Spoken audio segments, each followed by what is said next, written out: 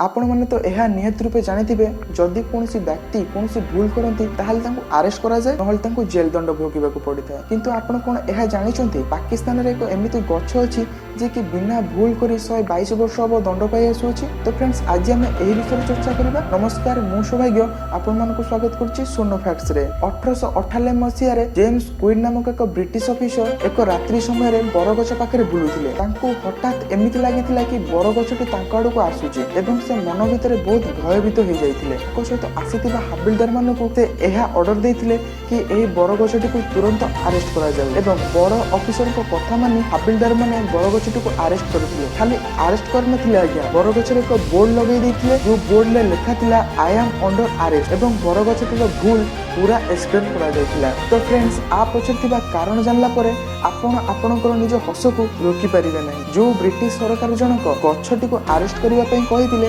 एही ब्रिटिश सरकार जनक सेही राति रे मदिरा पान करथिले जहा द्वारा कि तांको गछटी चालिला भली देखा जाउथिला। किंतु दुखर कथा ब्रिटिश शासन गला परे मध्ये पाकिस्तान सरकार एही गछटी को आजाद करि नाहंती एवं एही गछ को देखिबा पई बहुत दूर दूरांतरु लोक माने एठा को आसी थांती एहा सहित फोटो मध्ये नै थांती। तो फ्रेंड्स आपनको एही मजादार फैक्ट्स जानी केमिति लागिला हमको कमेंट करि जणांतु एवं वीडियो जदि पसंद आसी हम वीडियो को लाइक करंतु सांग मानक सहित शेयर करंतु। धन्यवाद।